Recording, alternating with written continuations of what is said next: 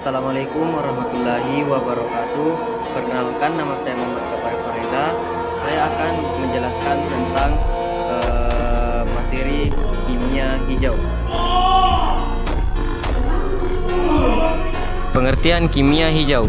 Kimia hijau atau green chemistry adalah pendekatan dalam ilmu kimia yang bertujuan merancang produk dan proses kimia yang dapat mengurangi atau menghilangkan penggunaan serta pembentukan zat-zat berbahaya bagi manusia dan lingkungan. Konsep ini diperkenalkan oleh Paul Anastas dan John Warner pada tahun 1998. Kimia hijau tidak hanya berfokus pada pengolahan limbah, tetapi lebih menekankan pada pencegahan pencemaran sejak awal proses produksi. Dengan demikian, berbagai dampak negatif terhadap lingkungan dapat diminimalkan sebelum terjadi. Tujuan kimia hijau: mengurangi pencemaran lingkungan, mengurangi penggunaan bahan kimia berbahaya, menghemat energi dan sumber daya alam, mengurangi jumlah limbah yang dihasilkan, menciptakan proses industri yang aman dan berkelanjutan, mendukung pembangunan berkelanjutan.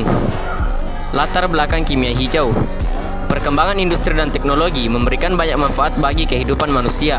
Namun, perkembangan tersebut juga menghasilkan berbagai permasalahan lingkungan, seperti pencemaran udara akibat emisi industri, pencemaran air oleh limbah pabrik, pencemaran tanah oleh bahan kimia berbahaya, pemanasan global akibat meningkatnya gas rumah kaca, serta menurunnya kualitas kesehatan masyarakat akibat paparan zat beracun.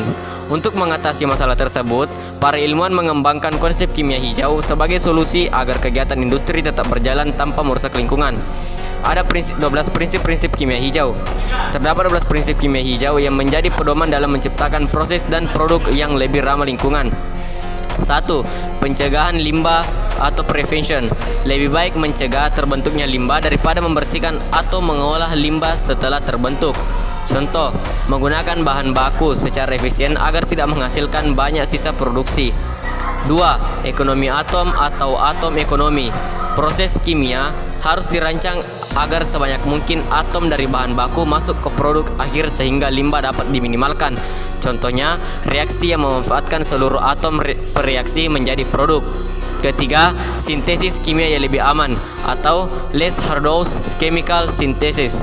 Metode sintesis harus menggunakan dan menghasilkan zat yang memiliki tingkat bahaya serendah mungkin.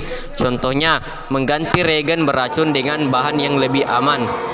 Keempat, mendesain produk kimia yang lebih aman atau designing safer chemicals.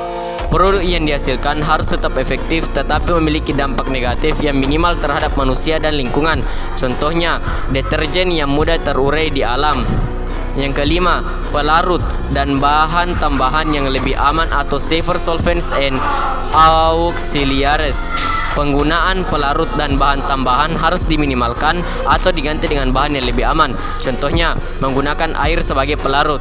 Yang keenam, efisiensi energi atau design for energy efficiency.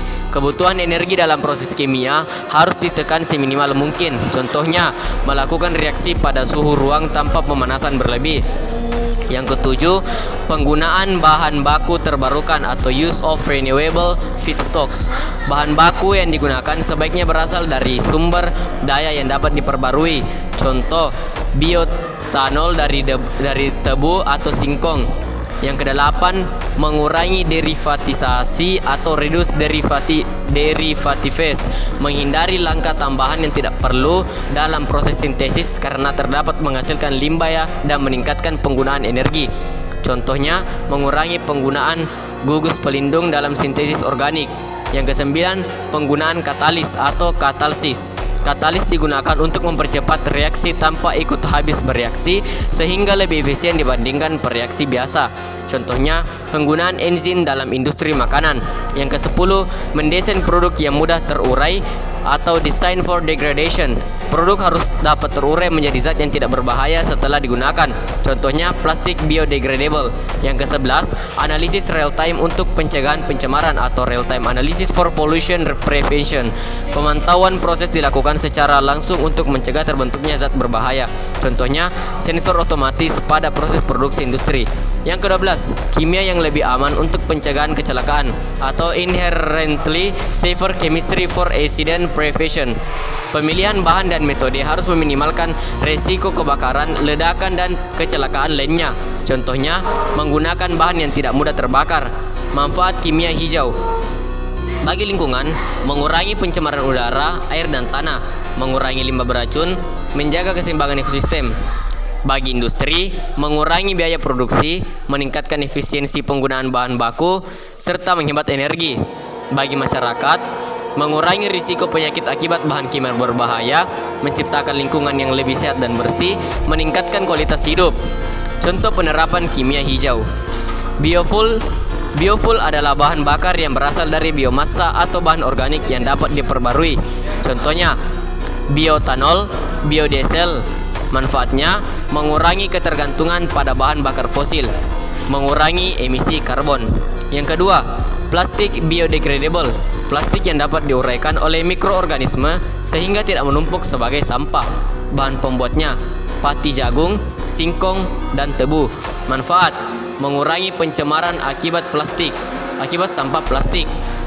Yang ketiga, deterjen ramah lingkungan. Deterjen yang mudah terurai dan tidak mencemari perairan. Manfaatnya, mengurangi kerusakan ekosistem sungai dan laut. Yang keempat, cat ramah lingkungan. Cat dengan kandungan VOC atau volatile organic compounds yang rendah sehingga tidak mencemari udara.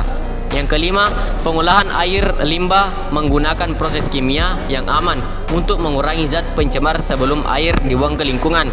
Kimia hijau dan pembangunan berkelanjutan. Kimia hijau mendukung pembangunan berkelanjutan sustainable development, yaitu pembangunan yang memenuhi kebutuhan masa kini tanpa mengurangi kemampuan generasi mendatang dalam memenuhi kebutuhannya. Hubungan kimia hijau dengan pembangunan berkelanjutan meliputi aspek lingkungan, mengurangi pencemaran dan kerusakan alam, aspek ekonomi, menghemat biaya produksi dan penggunaan energi, serta aspek sosial, meningkatkan kesehatan dan kesejahteraan masyarakat. Keuntungan dan tantangan kimia hijau. Keuntungan: 1. Ramah lingkungan. 2. Mengurangi limbah berbahaya. 3. Menghemat energi dan bahan baku. 4. Mengurangi risiko kecelakaan kerja. 5. Mendukung pembangunan berkelanjutan.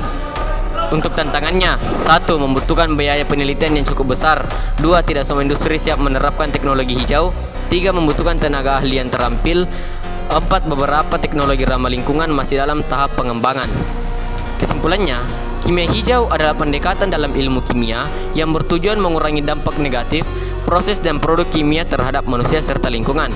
Melalui 12 prinsip kimia hijau, penggunaan bahan berbahaya, pembentukan limbah dan konsumsi energi dapat diminimalkan.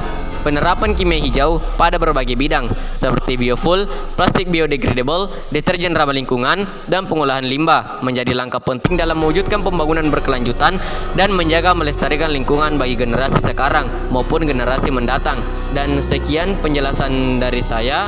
Mohon maaf bila ada kesalahan. Wassalamualaikum warahmatullahi wabarakatuh.